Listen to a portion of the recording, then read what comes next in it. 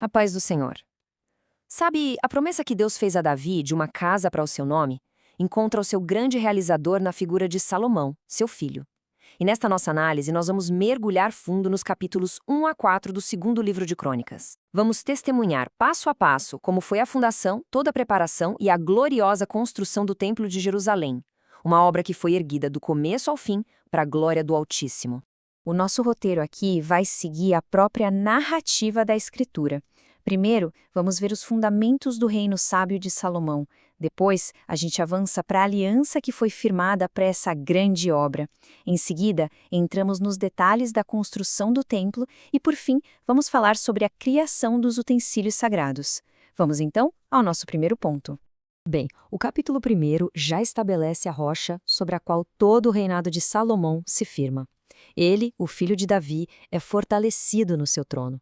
E o texto faz questão de deixar claro: o Senhor, seu Deus, estava com ele e o engrandeceu, e muito.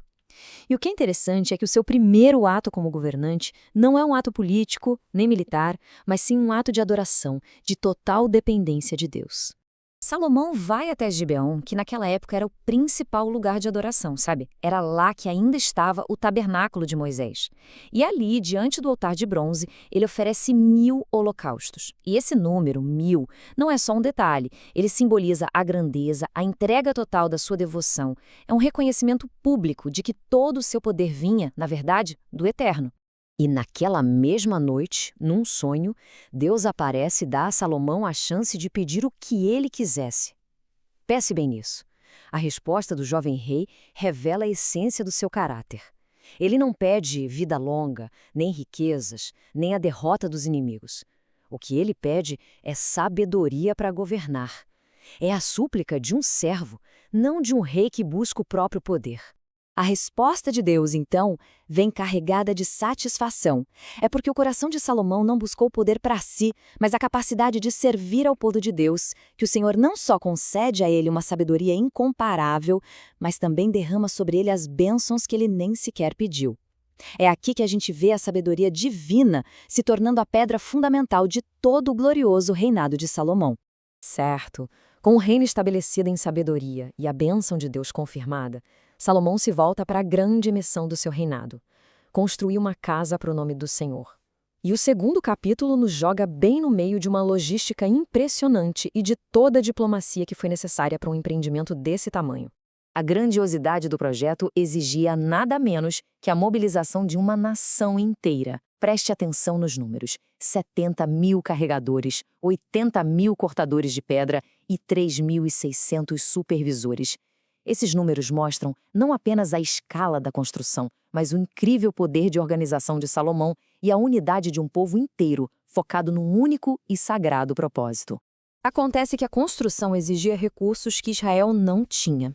Salomão, então, com sua sabedoria, firma um acordo com Irão, o rei de Tiro. Ele pede madeira nobre do Líbano e um artesão especialista. E, em troca, oferece uma quantidade massiva de alimentos. O que a gente vê aqui é uma verdadeira cooperação internacional para uma obra divina, onde cada nação contribui com o que tem de melhor. E Hurão não manda qualquer um. Ele envia Hurão-Abi, um mestre artesão cuja genialidade era lendária. Sendo filho de mãe israelita e pai fenício, ele era a própria personificação dessa aliança. E a sua habilidade com metais, pedras e tecidos seria absolutamente crucial para dar forma à beleza sagrada do templo. E agora nós chegamos ao coração da nossa narrativa, a construção da Casa do Senhor. O capítulo 3 descreve com detalhes bem precisos a estrutura que começa a se erguer no Monte Moriá, um lugar, aliás, de um profundo significado espiritual, o mesmo lugar onde Abraão ofereceu Isaque e onde o anjo do Senhor apareceu a Davi. As dimensões são dadas segundo o côvado antigo, que era a medida da época. Para a gente ter uma ideia, seria algo em torno de meio metro. A estrutura principal tinha cerca de 27 metros de comprimento por 9 de largura. Mas cada proporção, inspirada por Deus e executada com precisão, não era aleatória. Pelo contrário, manifestava a ordem e a harmonia do próprio Criador. Todo o esplendor do templo estava na nobreza dos seus materiais. O interior era um verdadeiro tesouro. Madeira de pinho, pedras preciosas e, de uma forma que domina tudo, ouro puro. O ouro não era só um enfeite, ele recobria tudo, simbolizando a pureza, a glória e a própria presença divina que habitaria aquele lugar. E no coração do templo, no lugar santíssimo, a santidade era expressa da forma mais pura possível. O texto registra que esse espaço, que era um cubo perfeito, foi revestido com nada menos que 21 toneladas de ouro. É uma quantidade que desafia a nossa imaginação e que demonstra um princípio teológico fundamental. Para a morada do nome de Deus, nenhum custo é alto demais.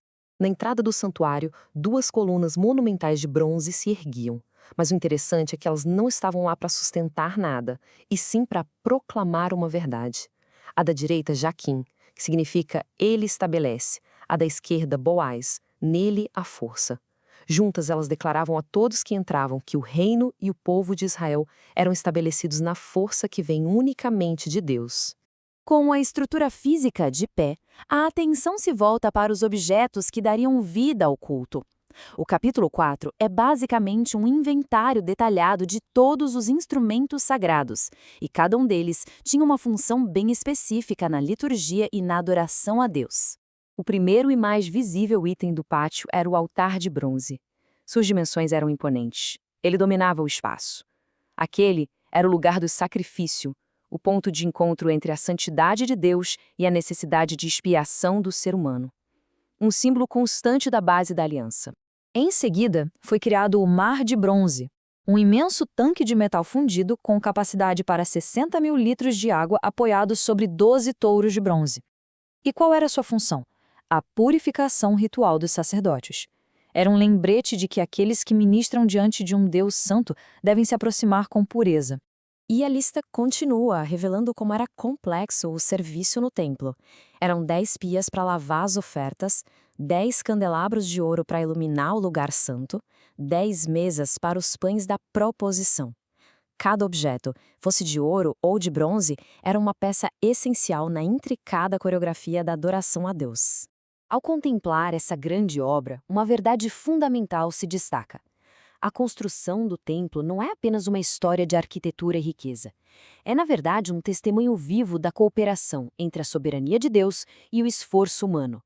Deus provê a sabedoria, a visão, os recursos, e o ser humano responde com obediência, com arte, com trabalho.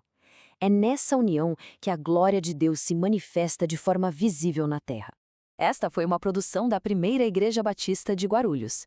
Se esta análise bíblica fortaleceu a sua fé, nós convidamos a se inscrever em nosso canal, a curtir este conteúdo e, o mais importante, a compartilhar nos comentários a sua reflexão sobre como a sabedoria divina e o esforço humano cooperam na obra de Deus hoje.